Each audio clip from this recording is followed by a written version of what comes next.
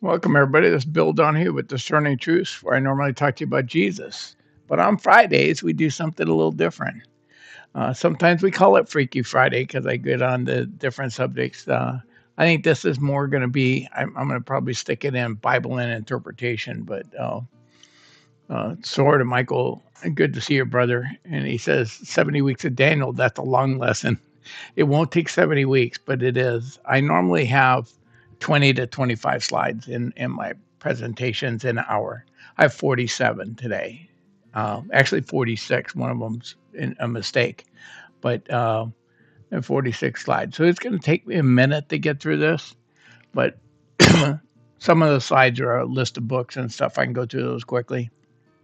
Other ones are going to take a while. So I want to get into this, and kind of lay out what we're talking about here, where the controversy is, and see where things line up.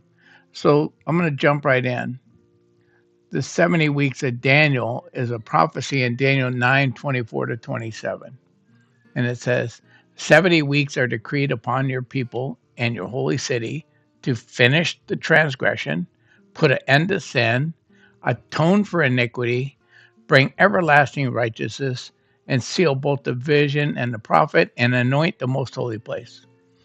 Know therefore and understand that from the going out of the word to restore and build Jerusalem to the coming of the anointed one, the prince, there shall be 7 weeks. And for 62 weeks it shall be built again with the squares and the moat, but in troubled times. And after the 62 weeks, an anointed one shall be cut off and shall have nothing. And the people of the prince who is to come shall destroy the city and the sanctuary. Its end shall come with a flood, and to the end there shall be war and desolations and decrees. And it shall make a strong, and he shall make a strong covenant with many for 1 week, and for half of the week he shall be put an end to sacrifice and offering. And on the wings of abomination shall come the one who makes desolate, until the decreed end and is poured out on the desolator. Okay, so this is what we're talking about, and the portion I've highlighted for you in yellow, blue, and green is really what I'm focusing on. The 7 weeks and 62 weeks, generally added up to be 69 weeks. And the first thing I want you to notice, the anointed one is another way to say Messiah in Christ, but not every anointed one is a Messiah or Christ. Uh, Cyrus, the Persian who conquered Babylon, is called God's anointed one. Okay.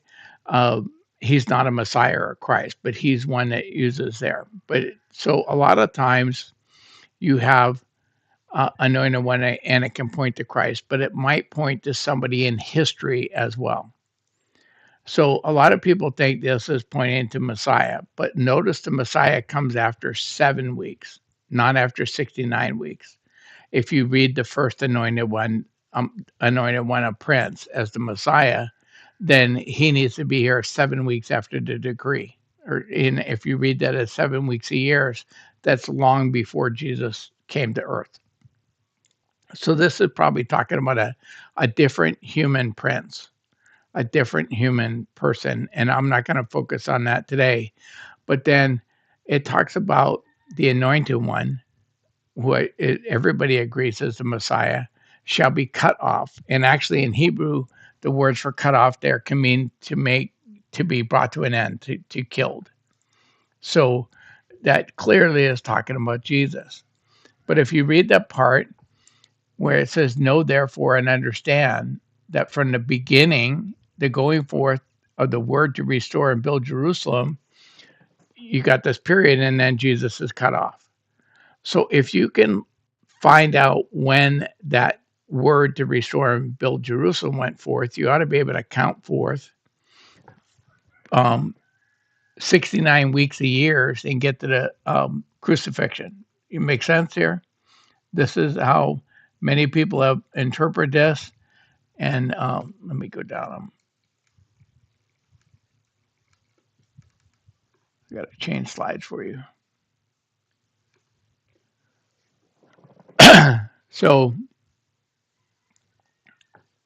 you're getting there, and so if it's weeks of years, and there's good reasons to believe this, okay, you're talking about 483 years. So sometime, some way of calculating 483 years after the going forth of the word to build Jerusalem, you're going to get to a point, and then after that, Messiah is cut off.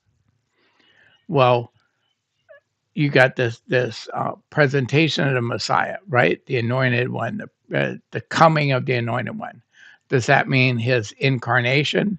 Does that mean his birth? Does that mean his baptism? Does that mean the triumphal entry?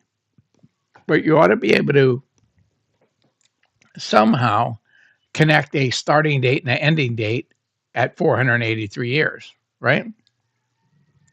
And when I started this, I put the title slide up for the program. Let me go back and put that up real quick. The title slide for the program. I listed a few of the books of about 15 books that I read on this subject. Okay. Uh, Back when I was talking to Neil this morning about having spent way too much time doing research on things that don't really matter. But I read all these books, and these people, they use different starting dates. Some of them use the same starting date. They use different methodology for calculating the 483 years. You know, some are doing days, some are using a 360-day prophetic year, some are using a 365-day year, some are using a 254-day lunar year. They calculate differently, and they start at different dates, they arrive at different dates, and they all claim that they have uh, properly understood this passage in Daniel. And my point here is they can't all be correct, right? I mean, they can all be wrong.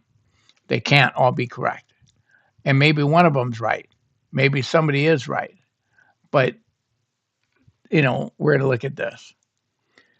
Now, Daniel's 70-week prophecy already builds on Jeremiah's 70-year prophecy in Jeremiah 25:11 and 12 and 29:10. And this is not just Bill's guessing. The narrative link is explicit in the text from Daniel 9 itself. And Daniel 9:2 states that in the first year of Darius the Mede, Daniel perceived in the books of the number of years that according to the word of the Lord to Jeremiah, the prophet must pass before the end of the desolations of Jerusalem, namely 70 years. So Daniel studying Jeremiah.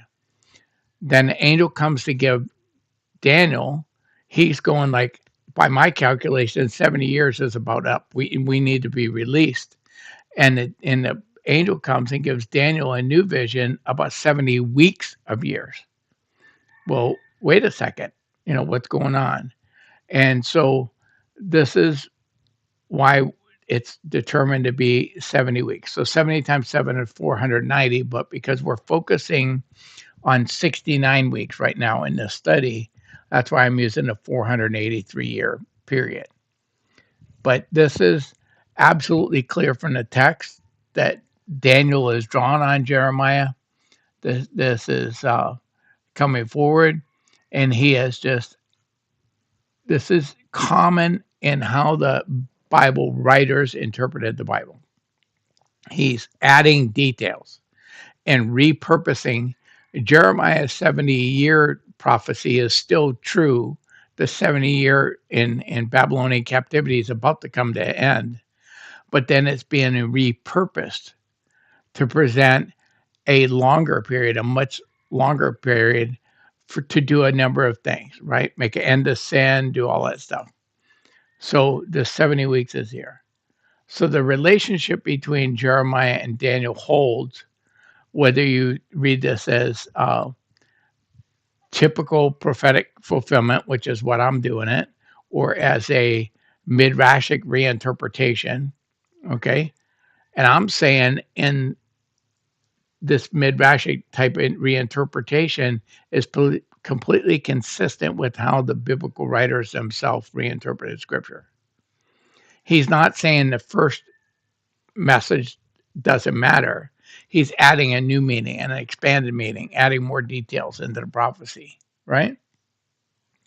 So because we're going to really focus on a passage that really starts in Daniel 9:25 and gets about halfway through 26, right? Know therefore and understand from the going out of the word to restore and build Jerusalem, okay? That we got to identify that date to the coming of the anointed one. We got to figure out if the coming means his conception, his birth, his baptism, his triumphal entry, what it means. And the anointed one a prince, right? There shall be 7 weeks, and for 62 weeks, again, it be the moat. That's the time it takes to rebuild the temple. And after 62 weeks, the anointed one, who appears to be a different anointed one than the one in blue, right? Because he comes later. He should be cut off and have nothing, and that's the crucifixion. So the crucifixion happens after the 7 and 62 weeks or 69 weeks. If there's no break in the chronology, then it happens sometime during the 70th week. Dispensationalists think the break in the chronology happens between the 69th and 70th week.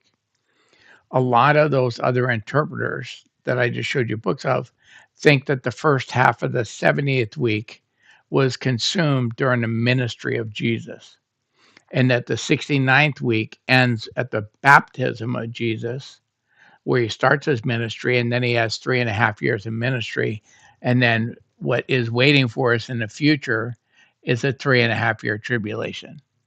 Now, some people, like some of the people I was talking to earlier today with Neil about, think that 3.5 year period happened between 66 and 70 AD with the destruction of the temple, and the 70-year period's all done.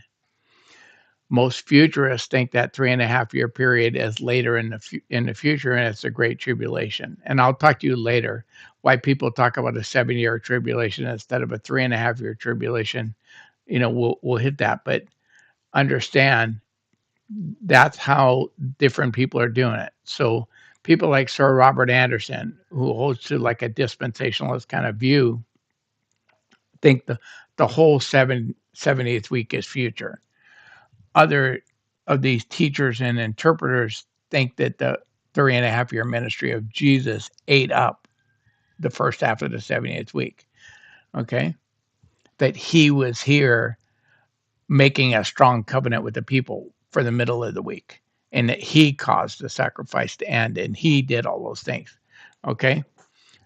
People like Anderson would think that's a covenant that the Antichrist is going to make. So we're not really focusing on that 70th week right now. I'm just trying to make you understand what's going on, right? And that's why I left this off. The study's already very long without getting into, and the people of the prince to come shall destroy the city and the sanctuary and all that stuff, okay? And so many prophecy teachers claim that Daniel 9:25 and 26 define an identical period of 69 weeks of years, right? That add up to 483 years. And some claim that a prophetic year is 360 days in length, or 12 30-day months. There's good biblical arguments for that. Therefore, they do 483 years times 360 days, and they come up with a figure of 173,880 days. And they claim, as Anderson claims, that he can predict. He knows the date the edict was given. He knows the date of the triumphal entry, and that there's exactly 173,880 days between them, and proving his position. Uh, I'll deal more with Anderson as we get here. But so if you can figure out when the going forth in the word to rebuild the Jerusalem goes forward, you know, in theory, you should be able to do that, right? But if you use 365 days as your calendar, you're going to come up with 176,295 days to get at the prince, right? You see how it matters whether you're using a 360-day or a 365-day calendar or a 354-day calendar. It matters. And it leaves open the interpretation as what the coming of the anointed one means. Is that his conception, his birth, the triumphal entry? What is it? Is it baptism? What does it mean? And these interpreters have used all of those different dates as the end of the 69 weeks, and all claim to have calculated properly this prophecy. That's my point to you. Okay. So the 7 weeks had already been counted off, right? It says until this first prince, this first anointed person shows up. That has to do with the rebuilding of the temple. And then after 62 more weeks, so 69 weeks, the anointed one shall be cut off. So it doesn't say it happens in the 69th week. It says after 69 weeks. How much after? A day, 2 days, 3.5 years, uh, 34.25 years after the incarnation, right? You get 9 months of pregnancy and then 33 years of life. Or is it 35 years after his birth, or 35 and a half years? Or is it 3.5 years after his baptism? Or is it 4 days after the triumphal entry? But all these events say they're after, right? Wherever the conclusion is, the 7 plus 62 weeks of years, meaning 430 years, it should align with something like that, right? And to do this. And all of these people have looked at these Bible books and they said, yeah, we figured it out. We got the time. We got it. And I said, the problem, and so that's what we're going to look at here. And this study came up because I've been in a discussion with my brothers about Sir Robert Anderson's book, The Coming Prince. And I read it years ago. And because they got intrigued with it, we've been discussing it again. So I'm going to deal with his book more than, and almost to the exclusion of everybody else, as an example of the problems, right? But, you know, the main proposal for edicts, you got different edicts. What starts the clock? Okay. That going out the word to restore Jerusalem. And there's a decree of Cyrus that's recorded in Ezra 1 and 4, and Second Chronicles 36, 22 and 23. That's typically dated to 538 or 537 BC. But some people do it as early as 539 to 536. So you don't have an exact day, but you got about a 4-year period here, right? Um, and that's because reconciling ancient calendars is not an exact science. It's not a complete art, and it's not complete guesswork, but it's not as exact as people would let you believe. But this decree gave permission for the Jews to return to rebuild the temple. And in Isaiah 44:28 and 45:15 is often broadly more linked. But Isaiah is speaking prophetically, right? This Ezra and Second Chronicles are writing history, that this is what happened. So Christian sources that favor it, like David Larson, who wrote a Jets article um, for a literal but approximate fulfillment of 69 weeks. He believes that 69 weeks is literal, but he's admitting he can't exactly date this beginning thing, so he gets an approximate. You had some reformed historical interpreters that hold to this position and hold to this decree of Cyrus. You got Meredith Kline being one of them, and similar. They focus on this view, and so they're starting with the decree of Cyrus. Look at these dates: 536 to 539 BC. Right? That's their starting point. The next one, when we get down here, they think it's the decree of Darius the First that's recorded in Ezra 6, 1 to 12. Okay? That's 520 to 519 BC. Not five. What was the previous dates? What did we just look at? 536 to 539. We just moved our starting date 16 to 20 years, right?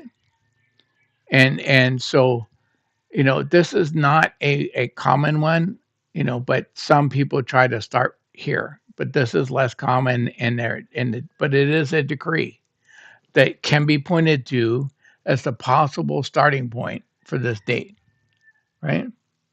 The next option that we have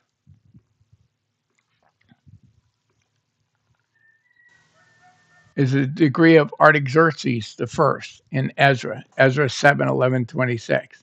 And this is typically 458 to 457. Look at this date range that we keep moving around in, right? And the difference here between it's 458 or 457 is how you count regnal years. And there's an argument in, what do you call it, that Anderson goes in for how to count regnal years. But whether you count it the way Jews do it or you count it the way Persians do it, it's going to matter.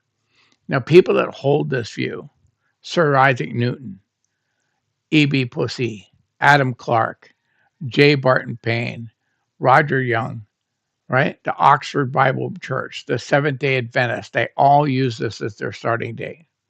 I'll tell you, reading Sir Isaac Newton is one of the smartest people I ever read in my life. He's got some kind of interesting ideas about the Bible. Adam Clarke is my go-to commentary on the Bible. If I want historically, factually stuff, these are solid scholars. Roger Young, solid scholars. They all chose this date, right? As the edict. So we're going 457, 458, and get it at least within a year. But you're all over the board with your starting date. You hopefully already seeing the problem with people claiming an exact date. There's a authorization from Artaxerxes I to Nehemiah and Nehemiah 2, 1-8. It is typically dated 445 to 444 BC in the 20th year of Artaxerxes. Slight variations dependent on calendar and ascension, how you reckon ascension, or what are called regnal years, right? But it has it there. Now, people that held that this is the right starting date are people like Julius Africanus, he's an early church father, Sir Robert Anderson, and a coming prince that we're going to talk about, Harold Honer, uh, gotquestions.org. They all use this as their starting date. But you're a lot less solid here because even if you read Nehemiah, it tells you it's the month of Nisan that happened, but doesn't give you the day of the month, right? So I think you get a 30-day window in Nisan, even if you pick this. Anderson argues that it has to be in the first 3 days in a month in his book. So that's a 3-day window, right? And that 3-day issue is going to come up a lot. And when we look at his calculations, but there are different 3-day things. And when I point out these errors, you don't get to just go, well, you keep talking about 3-day possible errors. Why don't we just adjust his dates and then we have an exact fulfillment, right? So the Nehemiah 2 authorization is popular among modern dispensationalists, okay, who put the gap in the timeline before the future 70th week. The Ezra 7 decree is strongly preferred by historicists' position and Adventists and classical Protestant calculations that have continuous fulfillment into the first century.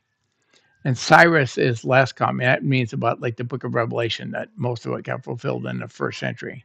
And Cyrus is less common today for exact arithmetic, but it has advocates who stress the biblical prominence and accept approximate fulfillment.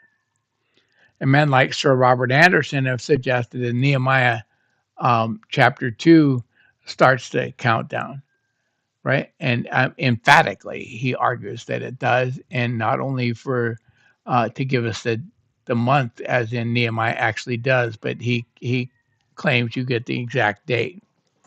So the date shifts slightly from 454 BC in a few older or specialized reckoning debates, and using Persian regnal years over Jewish, and using Jewish versus Persian calendars and a conversion between ancient and modern calendars. But early Christian writers will also propose start dates to Darius the Mede and other points. So you understand here. And the critical scholarly views sometimes start with Jerusalem's own word in 605 BC. That is generally not how Christian interpreters do it. Okay? You got a big range of dates for the starting date. And these are the main opinions discussed in Christian literature. Okay? So when someone, hopefully already you're going, wait a second, I got like a 200-year period here where people are arguing about the starting date. How can it be exactly to the day fulfilled? So, but for this study, I'm going to focus on option number 4, the authorization from Artaxerxes to Nehemiah, that's in Nehemiah 2, 1-8, and say, let's assume that's the correct starting date. Okay, because that's what the Coming Prince, that's what Anderson does in the Coming Prince. And he makes an argument suggesting that that year was 445 BC, not 444 BC, because of how he's doing the regnal years. It's not, so understand, these are Julian dates. Neither the Julian calendar or the Gregorian calendar existed in 445 BC. But when people give dates, ancient calendar dates, and they're working in ancient calendars, they use Julian dates or they'll use astro dates, which are sometimes called Julian day counts. And I'll deal with them in a minute. They do not use retro-calculated Gregorian dates. They're retro-calculating the Julian calendar according to the Julian calendar rules. The reason we don't use the Julian calendar is it puts an extra leap year in. The rules governing a Julian calendar puts extra leap year in every 128 years. So over the period of time, it keeps adding extra days and throws your springtime off. When the Gregorian calendar was introduced, it was with a way to get rid of that error. Now the extra leap day year comes in way less often, leap day, when we're doing the 365-day year, because the actual solar year is 365.24, whatever. So you're going to get a problem with leap years, but it's not as often. And then, but when you're talking about the first in Nisan on a Hebrew calendar, their year was 3316. And so that date actually aligns with the 13th of March, 445 BC, but Anderson chose the 14th of March, and he's doing it. And I'm saying it because the Jewish day starts at sundown and ends at sundown, and the day he's doing is midnight to midnight. I'm going to say he's close enough, right? I'm going to give him a break here. So that Julian day count that you see here, where it says 1558958.5, that 0.5 means noon. So if you're using an online calculator like the one at Formulab or whatever, you'll see Julian date counts. And that's because that's what it's saying at noon. If you try to look up on a thing for the Julian day count for, let's say, the spring equinox, that decimal might, instead of saying 0.5, might say 0.897, because it's giving you the exact time of the spring equinox in that year. But when you see 0.5, it's talking about noontime. So the Hebrew date started already 12 hours before at sundown. Well, 18 hours before. It started at sundown, so 6 p.m. to 6 a.m., and then up to noon. So it's aligning. And I'm just saying is with that kind of stuff, I'm not going to be hypercritical on Anderson. He said it's March 14th. It's actually March 13th that aligns with the first in Nisan that he says. But again, he also said it had to be in the first 3 days in Nisan. So all I got to do is move his date to the second in Nisan, and I can, fix his error, his first error. Now, when I first read Anderson, The Coming Prince, I assumed from his math that he was given Julian dates by a British astronomer for when that Nisan 1 would have happened in 445 BC. And then he picked a date and for the triumphal entry in 32 AD 32, and he got that date from someone else, and then he did his math, and he claimed there was 173,880 days between the start and end date.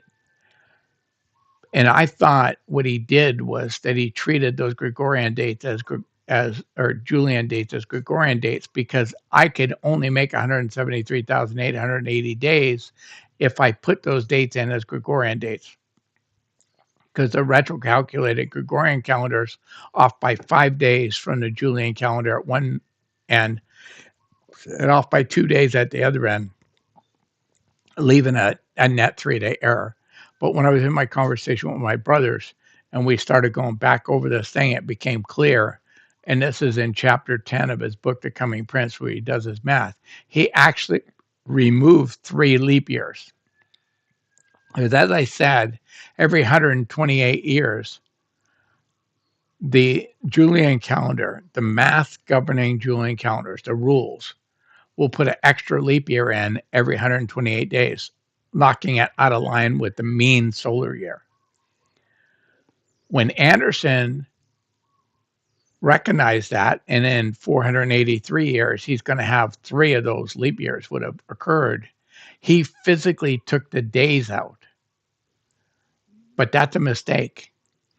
If you decide that there shouldn't have been a February 29th in a year, that day becomes labeled March 1st.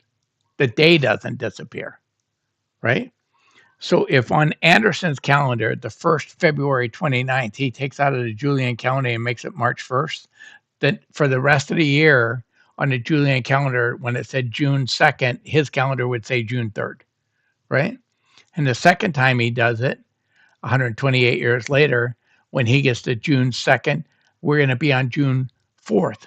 And the third time he does it, when you get to June 2nd, he'll be on June 5th. You see what's happening? The days don't disappear. But Anderson removed those days mathematically like they don't exist.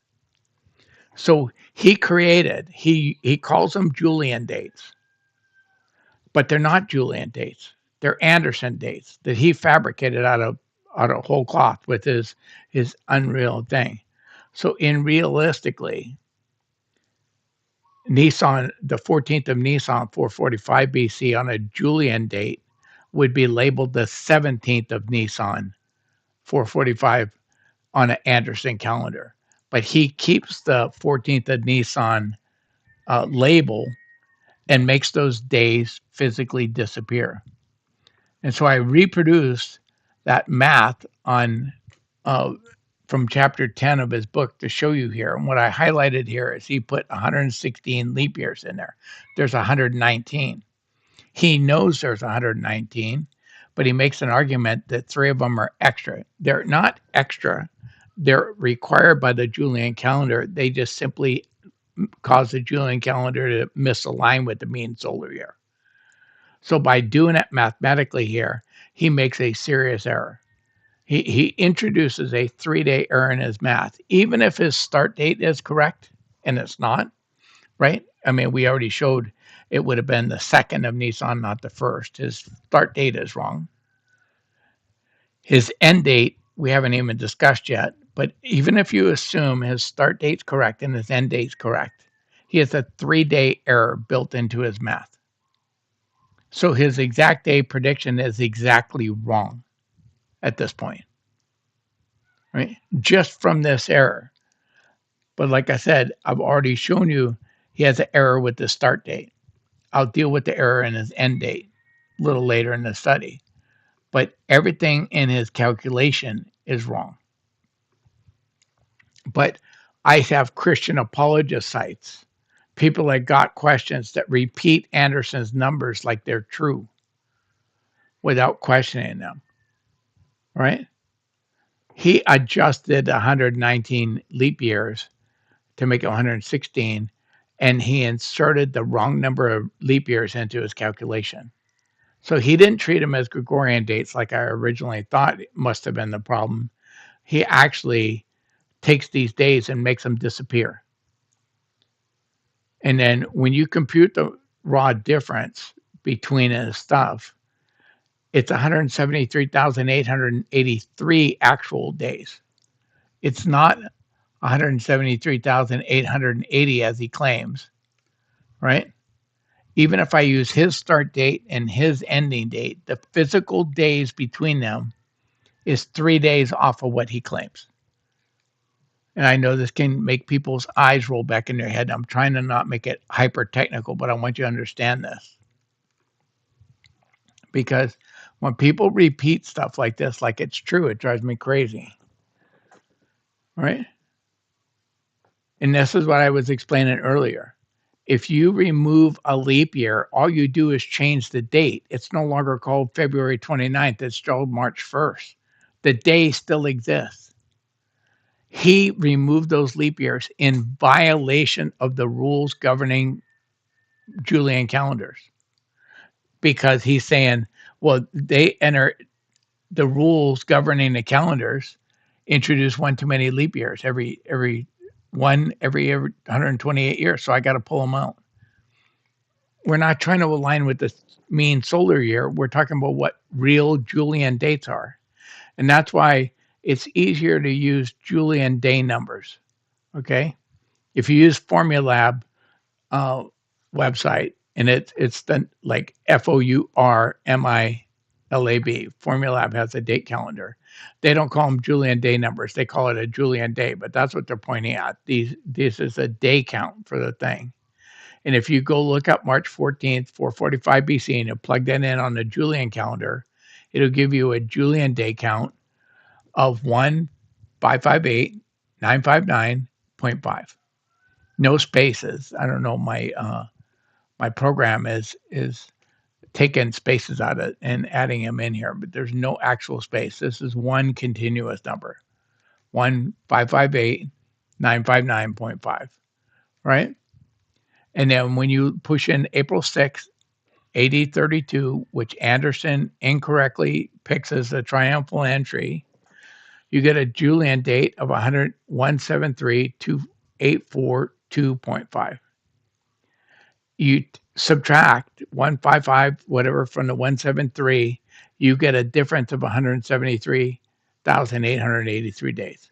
Exactly as I said, not the 173,880 that Anderson claims, right? So I will. I just want you. I'm kind of beating this horse to death to understand his math is wrong, no matter what you do with it. So if you go out like Chuck Smith and other people and say this is absolute proof of the Bible prophecy fulfilled to the exact day, you're making the Bible exactly wrong. Okay. Now the other problem is because Anderson said April 6th in 32 AD aligned with Sunday, the 10th of Nisan in 32. And he has Sunday as the triumphal entry. He is, it does fall on a Sunday, April 6th, 32 AD, right? That's there.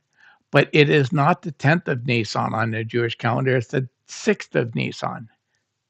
And that would have Jesus is supposed to make his triumphal entry on the 10th. The lamb is presented, the unblemished lamb is presented before the priest on the 10th of Nisan and stays in and around in the house in and around Jerusalem and is killed on the 14th. If Jesus made his triumphal entry on the 6th of Nisan, he had to stay in Jerusalem for till the 14th, and he breaks the typology from Exodus 12 of being presented on the 10th, right? So if Nisan 10, 3792 on the Hebrew calendar doesn't incur until Thursday, April 10th on the Julian calendar, then the 14th of Nisan would have had to fallen on a Monday, the 14th of April on the Julian calendar. That also ruins Anderson's claim that he's going for a Friday execution. Well, he missed his Friday execution by 4 days because he missed his triumphal entry for 4 days. This is in addition to the 3-day math error. Now we're up to what, 7 days? So Anderson's claim of the 6th of April 30th Julian was the 10th in Nisan didn't come from an astronomer. It rests solely on his own chronological reconstruction, and he notes in his footnote that he uses Thomas Lewin's Fasti Sacri. It's not a direct calculation by a thing. Anderson just incorrectly used it, right? And it doesn't do that.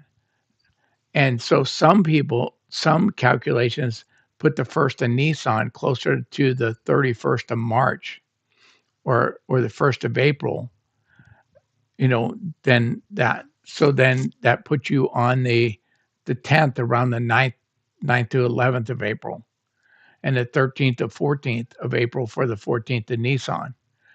The retro-calculated Hebrew calendar that uses what's called a Metronic 19-year cycle. That thing can embedded into hundreds of years after Jesus. The calendar Jews use today and how they figure out when to put an extra month in their calendar to fix it. They don't have leap days, they have leap months called the second Adar. The 19-year cycle that they use to do it now wasn't even invented when Jesus was being crucified. The Hebrew calendar was observational, and they looked out there and they saw a new moon to start Nisan, and they said, has the spring equinox happened? How are the crops doing? Is the harvest ready? And do that. And if the equinox hadn't happened, the crops weren't ready, the corn and the wheat weren't ready. If two of those things didn't happen, they put in an extra month. And we have no idea what years they did that in. Okay. So all the calendars that use that try to give you Hebrew dates, like, for example, the Formulab calendar I use, take the 19-year, Metronic 19-year cycle, and they retro-calculate it back. The issue is, if you do that, that date also aligns with the 1st of Nisan being on or around the 1st of April 32 AD. So the 6th of April is not the 10th of Nisan. None of the evidence supports Anderson's claim that the 6th of April in that month was the 10th of Nisan. Again, I copied this. I actually retyped this out of the chapter 10 because this is where when you get there, and I'm showing you in the note he mentions specifically that the Louis Fasti and the Sacri on and refers you to page 230 for a note. That's where the footnote is in my copy. But he has the letter from the British astronomer and he reproduced it there from G.B. Airy. And all G.B. Airy gives him is the date in 445 BC, right? Which he's listing as minus 444. That's actually another way of presenting the same time. It's a negative number, okay? And so he does this, and he presents that date. So we have a solid starting date for the month of Nisan in 445 BC because the astronomer calculated it. But we have Anderson making an error using the existing resource calculating when the 10th of Nisan and 32 AD would have happened. And I want you to notice the most popular years for the crucifixion of Jesus are 30 and 33 AD. 32 is not on the high list. Anderson lands on a different year than most people. Anderson then adjusts for Jerusalem time because the table is based on the Babylonian plane, and he says the new moon fell on the 13th of March, 445 BC. I agree, right? And so that Nisan that doesn't start till the next day, and no equivalent letter or calculation from Airy or any other astronomer is in the book. He did it. Anderson creates it, right? And he's just off. He's off in 4 days in 32 AD. And he states ostensibly the 1st of Nisan would have then been the 31st of March, which would place the 15th of Nisan on a Tuesday, right? April 15th, to reach a chronology consistent with a Thursday, the 14th of Nisan, or Friday for a crucifixion, or Sunday, April 10th for the 6th. Anderson invokes a possible delay. He admits he fudges the numbers, right? He says the month might have started late because of the effects of previous intercalculation. Maybe they didn't see the moon. He just fudges the days 4 days and doesn't. If you read textually, you can see he does it, but he doesn't openly admit he did it. He doesn't say, yeah, this is the right day, but I'm just arbitrarily changing the day because I think the month might have started later. Okay? This is dishonest scholarship. It gets repeated by Christian apologists left, right, and center as being a proof of the Bible. Sometimes, even after they were shown evidence, the evidence I'm showing you now, given them, they go back, like in the example of Chuck Smith, he was given the evidence when his book was being reviewed for him and what's his name? I can't think of his co-author's name right now, but they wrote a book on this on Jesus, and it went out, and friends of mine gave him this data, and they went back and they actually made a stronger statement in the book about this as absolute proof of God fulfilling this prophecy to the very day. That it drives me crazy when Christians do that. And I talked to Neil about this morning. If we can't distinguish between what is approximately true or what is might be true or what is our speculation from what we can prove, why would anybody believe us that Jesus got out of the tomb? Credibility's got to matter to people at some point, right? Now, there's two other calculations that try to figure out when Passover happened and the thing that are passed around in scholarly circles generally. Humphreys and Waddington's, and another one done by Fartherton. And I'm going to show you them both. Okay. And so they both are putting the Nissan on the 10th of April, right? And then not on the other on the 6th, like he's saying. And then it doesn't make it work for them, right? So it's just here's the two charts. I pulled them offline, so I will share my notes with you after. You can enlarge them, but I'm just going to show you that according to their charts, the only days in between 26 AD and 36 AD where Passover fell on a Friday, and because they accept a Friday crucifixion, is the 30th, 30 AD and 33. There's a Wednesday, and I'm a favor of a Wednesday Passover, and 34 AD, but 34 AD doesn't work for me for other reasons. But any other year I wanted in there, these charts were problematic for my theory that of a Wednesday crucifixion. But they're there. These are scholarly reconstructions of the calendar. And again, Fotheringham has the same thing. He's got 30 as a Friday and 33 as a Friday, and he comes up with 32 AD as Passover happened on Monday, right? And the other chart, I didn't show you Passover, but he has it Sunday, and he has a note on there that says possibly Monday, right? So both charts are basically agreeing on Monday was Passover in the year 32. Anderson claims it happened on Thursday. And his reasons for it happening on Thursday is he's just fudging the friggin' calendar, right? He's saying, oh, maybe the month started late, right? Sorry. So like I said, if you could see those charts, if you're looking on a big computer rather than your phone, that Humphreys adds this note. He says that the 14th happened on Sunday, but then he said it may be Monday. And it's the only places he puts that where it might be Monday. and Farthington solidly landed on Monday. But if I go with a proleptic calendar, proleptic just means retrocalculated. Like you're taking a calendar and extending it backwards or forwards into times that didn't exist. Like the Julian calendar didn't exist at 445 BC, right? The Metronic 19-year cycle by the Jews didn't exist at the time of Christ.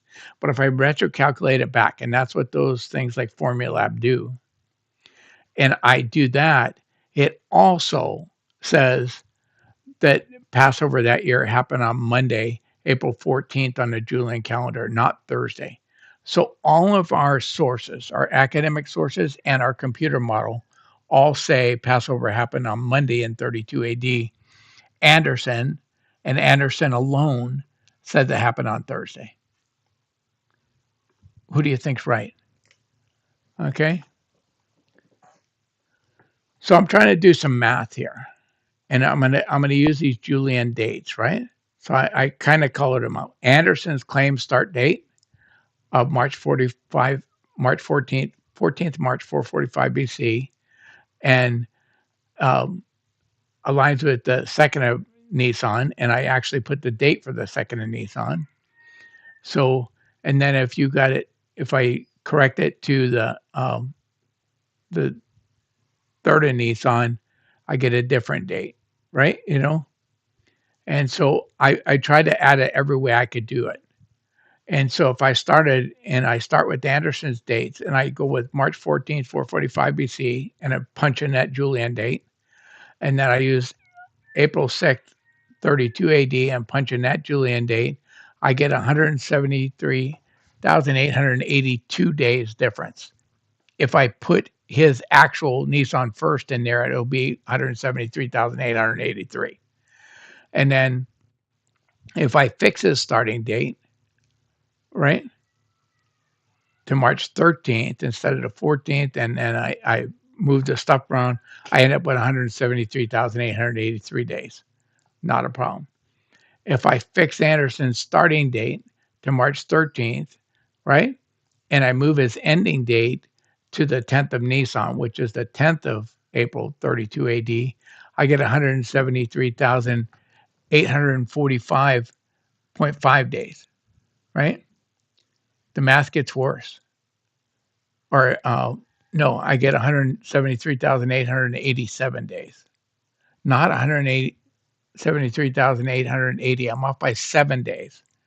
Depends on whichever error you're going to accept that Anderson made. He's off by 3, 2, 3, or 4 or 7 days.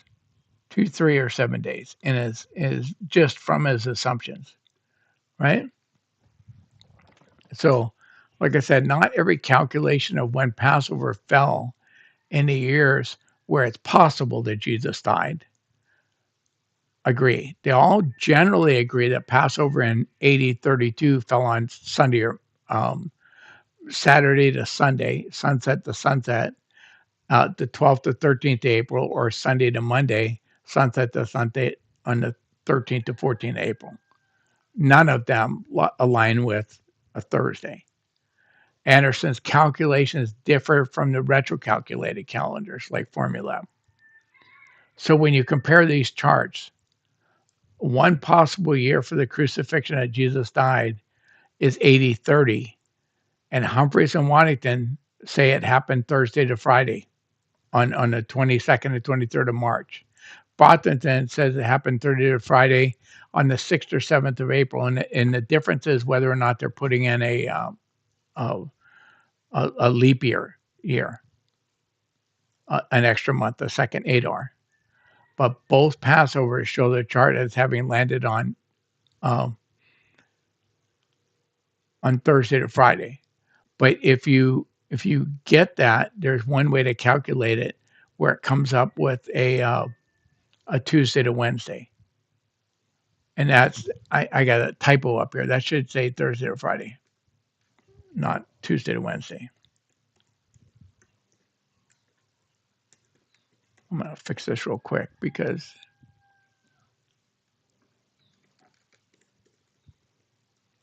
it should say Thursday to Friday in both those locations. Give me a second to fix it.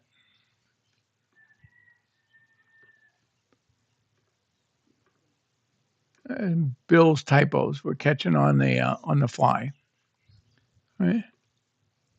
So that was a problem for me.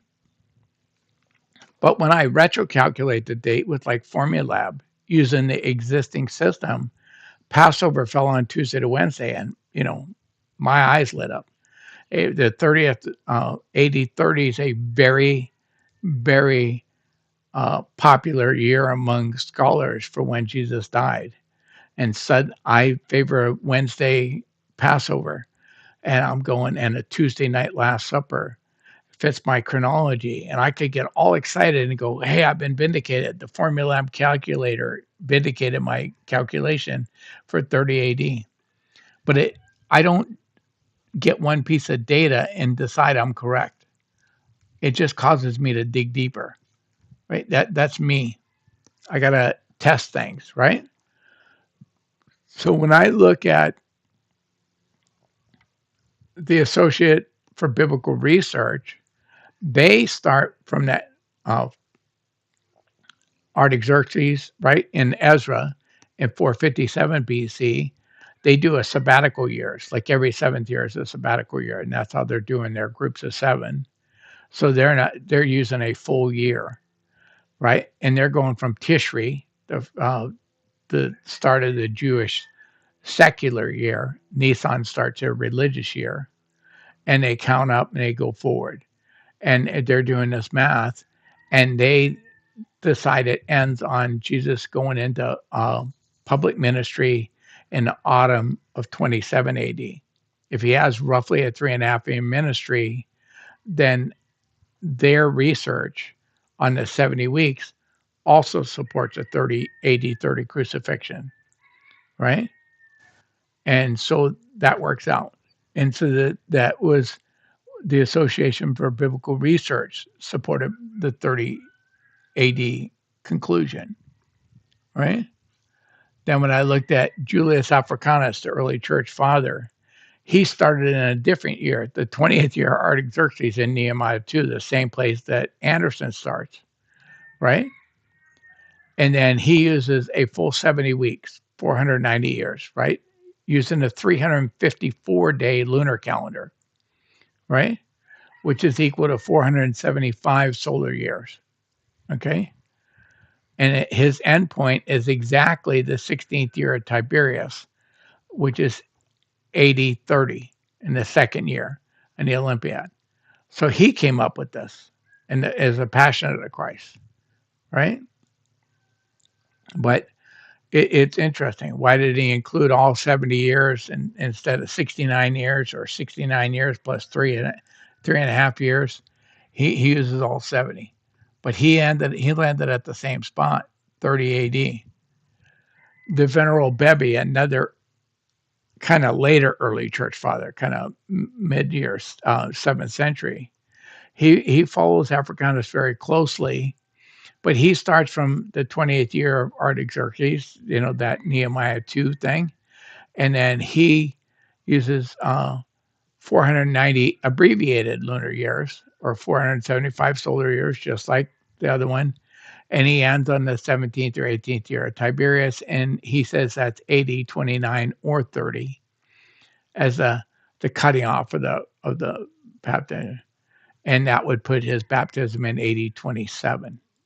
Okay, I mean you would think it could go back to 26, but generally 27. The historicists, people that hold the historicist view, like Isaac Newton and Humphrey Plato and Adam Clark and E.B. Pussy, they all start with the Artaxerxes decree in 457 or 458, debate on which year, right? And they do simple adding of 483 regular solar years. They don't do any lunar solar calculations. They don't try to calculate in it dies. And they say the baptism of Jesus would have been 26 or 27 AD. He had a 3.5 year ministry. He was crucified in the spring of AD 30 or 31, based on whether it's 26 or 27. And if it baptism in AD 26, he dies in AD 30, that matches my theory on that thing. and that he used all of these authors believe that half of the 70th week of Daniel has been used up in the ministry of Christ to make an end to sin and doing all the stuff that it says that prophecy says happen. Okay. And you go, okay, well, I'm feeling more solid in my position. I got multiple people here, but these approaches share a common preference for the 457 BC Ezra decree over Anderson's one in 450, 445 in Nehemiah, right? They do it.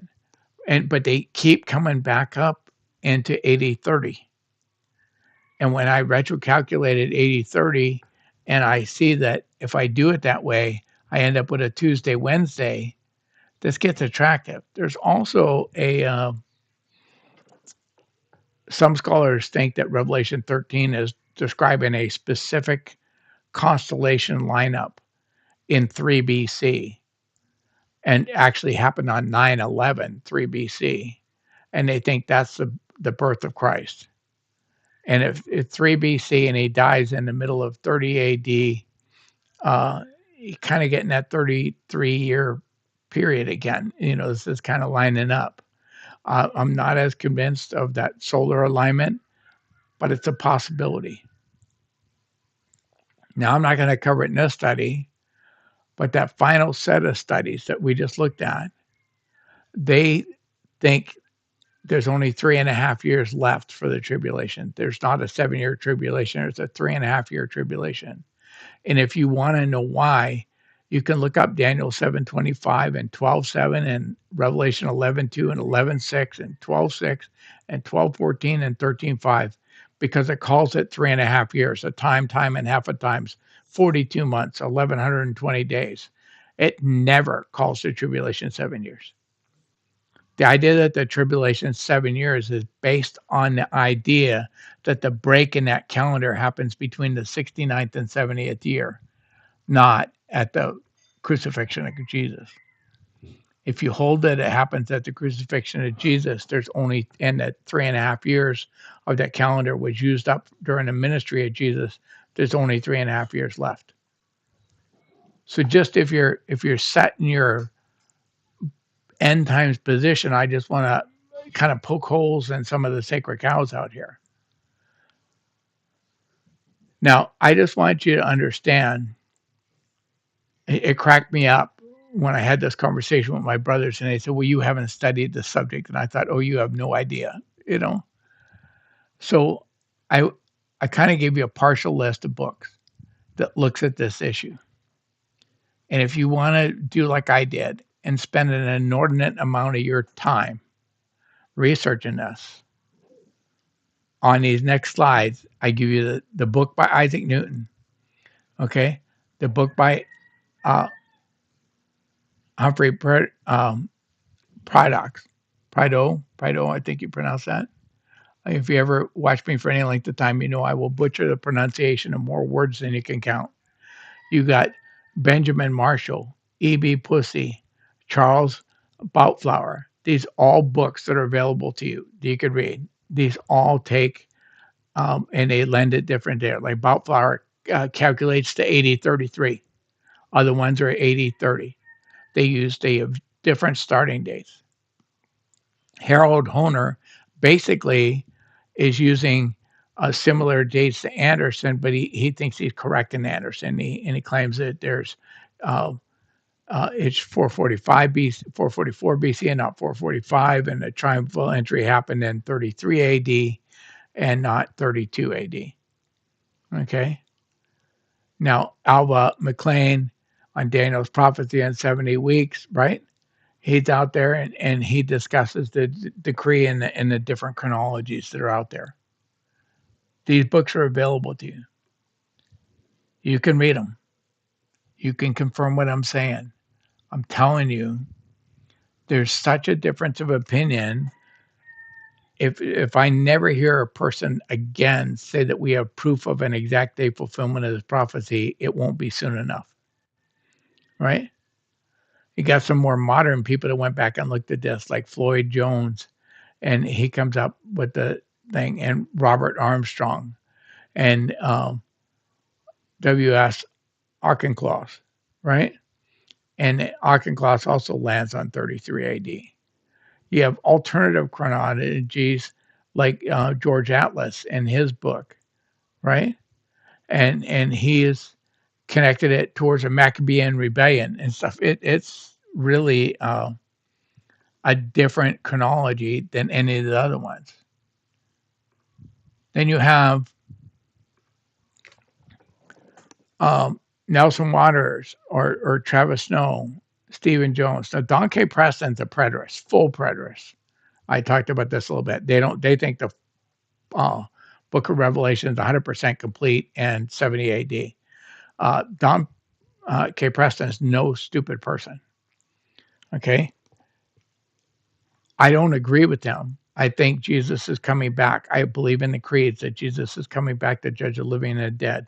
I think there are things in the Book of Revelation still future to us. I am a futurist. But a lot of his explanations for how to understand the Book of Revelation, you know, they're credible. And you get there. And these guys are all using different start dates, different methodologies, different end dates, and they all claim, hey, we broke the code. We understand what's going on here, right? And then you've had some other people that have gone back and retouched the subject because there's not enough books on it, right? John Walford on Daniel, and he calls Daniel the key to prophetic revelation. Chuck Mister used to make similar statements. Clarence Larkin on the Book of Daniel. And then you have Adam Clark's commentary that I already mentioned. You got the Associates for Biblical Research rated material that I already did. Now that's Roger C. Young and Rick Lancer, the actual authors of those articles. You also have Carol Marie, 70 Weeks of Literal Days, and Abby Newton's The Final Years of Civilization, which extend that 70 weeks into the future. Yeah, these are all the books I did when I wasn't studying the subject and I hadn't studied it. It just cracks me up when people think just because you hold a different position than them that you must not have studied, because they're certainly correct. And what this means to us from the book list, sometimes my mind will not let me let a subject go until I've exhausted it. And I talked to Neil a little bit about some regret that I have, that I spent so much of my time, my life, other than working, when I had very little free time, and I spent a lot of it in research libraries instead of with my wife and kids and doing stuff like this, reading these books and doing that I'm not sure that was a good use of my time. I don't think it was redeeming the day. It helped make me who I am today and put me in the position I am. So maybe it's part of God's plan. But my God, did I get off, in the 70s and 80s, we were just fascinating with this stuff. I couldn't let it go. I wanted to prove it was there, that, somebody had to have cracked the code here, right? But you do this. And if I went back and applied the same scrutiny to these other books, like I just did to Anderson's books, I think I could show you problems in most of them. Assumptions, things that they're assuming that may or may not be true, right? A lot of the ones that landed in the 30 AD believed 30 AD had a Friday Passover. Okay, if the retro calculation is correct and that 30 AD had a Wednesday Passover, then the guys that were landed in 30 are going to go, oh my God, we were wrong, right? But every exact day or nearly exact day calculation that I have seen is making assumptions concerning dates, methodology, and how to reconcile calendars. And all of those assumptions can be debated. Date 30 and 33 dates are the two most common years. And I will tell you, I was solidly in 33 AD, felt I was pretty solid. The more I studied scholars and stuff, it's kind of pushing me to at least consider 30 AD more consistently. And when I found this issue that 30 AD could be a Tuesday, Wednesday uh, Passover. That was another one that just kind of helped me out here. Okay, because like I said, if you retrocalculate it on 30 AD, you don't end up on a Friday, a Thursday, Friday like you do in 33 AD. You end up on a Tuesday, Wednesday, and that's exciting for me. So I'm still back and forth between 30 and 33 AD. I would say I'm leaning stronger towards 30 AD, but I'm not 100% convinced. I'm definitely not settled enough to tell you I have an exact day fulfillment, right? But like, I'm a long way from saying this is an exact fulfillment of Daniel 9:24 to 27. I showed you four different scholars who use very different methods, but they each, you know, there should be a word there. It's very different methodologies, right?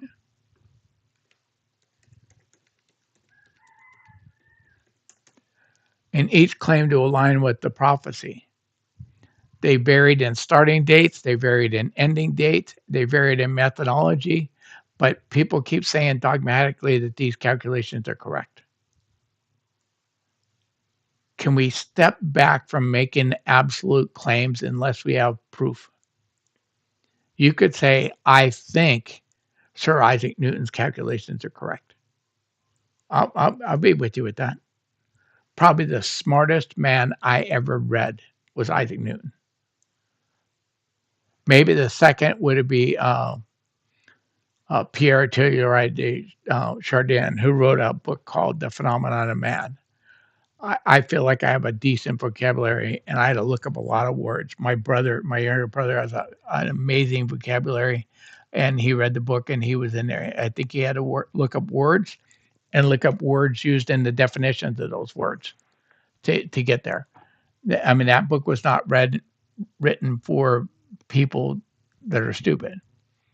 And he basically advances a theory that's basically theistic evolution in that book, but from and kind of in a bigger picture. But him and Isaac Newton, they're the IQ of these men when you read them is clear. It's staggering. Now I believe all Scripture is breathed out by God and profitable for teaching, for reproof, for correction, for training in righteousness, and that man or God to be complete and equipped for every good work. I believe that to be the case. I believe the Bible is inerrant, without error. I don't hold to the same requirements of inerrancy as men's like Norman Geisler or Richard Hoe or some other people. I think their definition of what inerrancy requires is too strict. Okay. But if I had a chance to go do it over again and live my life over again, would I have spent so many hours reading all these books on this subject that doesn't really matter? It's not about Jesus. Whether or not you believe Anderson or Isaac Newton or one of the other ones, or you think 30 Jesus died in 30 or 32 or 33 or whenever you think he died, doesn't make a dang bit of difference in our faith, right? It doesn't. What matters to me is that Jesus came back, is coming back to judge the living and the dead. The Bible clearly teaches that. 2 Timothy 4:1, 1 Peter 4:5, Acts 10:42. Does it really matter to you to know exactly how or when or how? I got caught up in this. I lived through the don't miss the rapture 70s and early 80s where we were expecting rapture every day. There was during the Jesus movement in the 70s and that it was a fever pitch. We were ready. We decided Israel became a nation in 1948. A generation's 40 years. That's 1988. You subtract 7 years. The rapture has to happen by 1981 at the latest. Could happen sooner, but no later than 81. Then 81 came and went. But we just kept readjusting our dates. Well, now a lot of years have gone by since 81. That theory that we held on to as truth in the 70s and 80s is clearly wrong. But I spent a lot of time digging into it. I would have really rather spent my time on Christ and Christ crucified. And that's what Paul says to the Corinthian church in 1 Corinthians 2, 1-5. I taught you nothing but Christ and Christ crucified. And that church ended up as a hot mess. He tried to stick with them with just the truth. And no matter what he did, they ended up with all kinds of craziness. They were dysfunctional bunch of loons, in my opinion. The Church of Corinth, I call it the first and second Californians because it's very similar to a lot of stuff I've seen in churches in California. But this is, problematic. Sorry, I was going to grab the right slide. But what I typically do here, if you're new here, and this is your first time tuning in, because I get a lot of new listeners on Friday. Once I do the teaching, I put on a song. I'm going to read through the chats. If there's something that I can respond to, I will hear. If not, I'm going to come back and do what used to be my intro, and then I will get out of here. So I'm going to put on knees because I want to calm down from this. I feel like it's been a hour and a half rant. Okay? I'll be back after the song.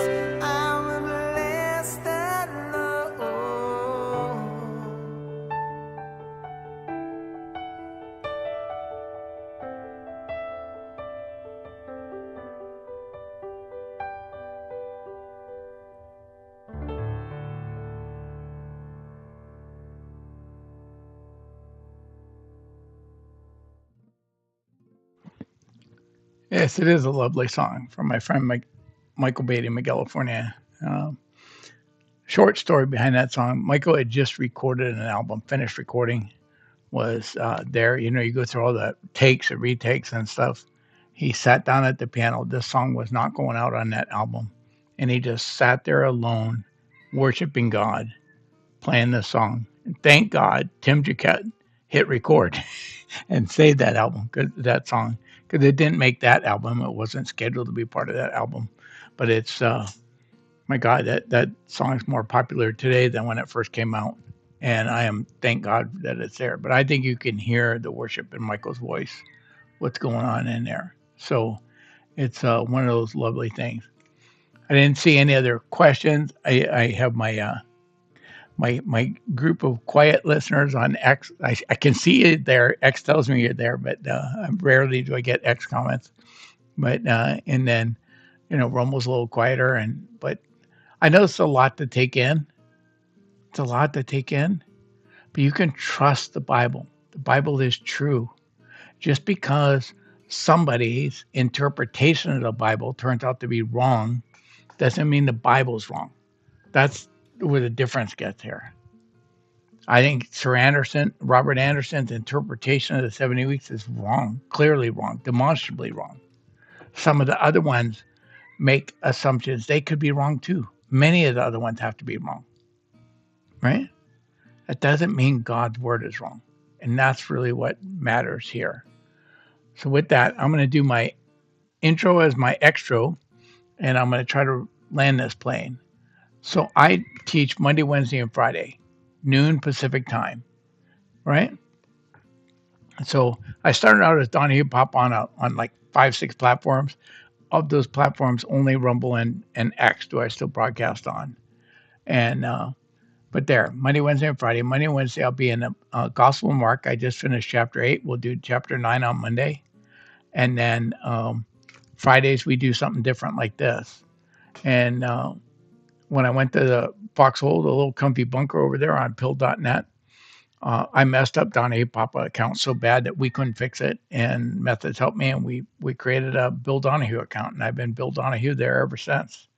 I think I probably alienated some of the other guys on, what do you call it, on Foxhole this morning with my comments with Neil. But hey, I just trying to be straight. And then when I went to YouTube, I couldn't get any of the names I asked for, and they decided I would be Discerning Truth 534. I guarantee you there are not 533 others. There are no others, but I still couldn't get Discerning Truth. But that's where I am, and it's YouTube. YouTube is what it is. Like I said, I keep mentioning Neil. I love Neil. I love Ron and Neil. They're great people. But I love what she does with their Bible reading and asking questions about the Bible and just having a fellowship in our chat in the morning. And on Fridays, I get a chance and I go in and talk to Neil about what's on her mind. This morning, she brought up the subject actually yesterday called this little season, this other end times thing. We had an interesting conversation on it. And it's fun. And I love that conversation format over there. But she broadcasts out of Central Time Zone Monday, Wednesday, and Monday through Friday. And she starts usually at about 10:15. Today she was having a little computer problems, maybe a few minutes late, but she was pretty much on time. And you should be following her. And I'll mention my friend Michael Beatty in California writes the songs I use on this program, does the videos of my entry, does memes, ruins people's presidential hopes. And then he still teaches the Bible 7 days a week. Saturday's pre-recorded, but he does the proverb of the day. And then Sunday, his wife Linda joins him. Two of the most lovely people in the world you would ever meet, Michael and Linda. And it was a blessing for us when we just went back to California, and Noel and I spent our anniversary night with Michael and Linda. And thanks to listeners like Miss Olson, helped pay for the dinner. And that was just a blessing, big time. So we hadn't seen Michael and Linda in over 3 years. It was like not a day had gone past. And then, like I said, I will create a PDF and upload it on Discerning Truth Groups on Telegram. Um, I try to catch my errors that I made on the typing, and I'll look if there's any other ones, and I'll fix them, upload it, and then you can download it for free. Um, I was thinking about putting this in Freaky Fridays on my channel. I think I'm going to put it in the Bible and Interpretation on Rumble. It'll be in Bible and Interpretation, and then on uh, YouTube. Same chat. Rumble uses channels, YouTube uses playlists, but that's where that thing's going. So with that, I think I'm going to get out of here for today. God bless you all for listening, tuning in to listen to an old retired electrician give you what wisdom I have about the Bible. And but if you like it, be back here on Monday, and we'll take off on Mark chapter 9. God bless you all.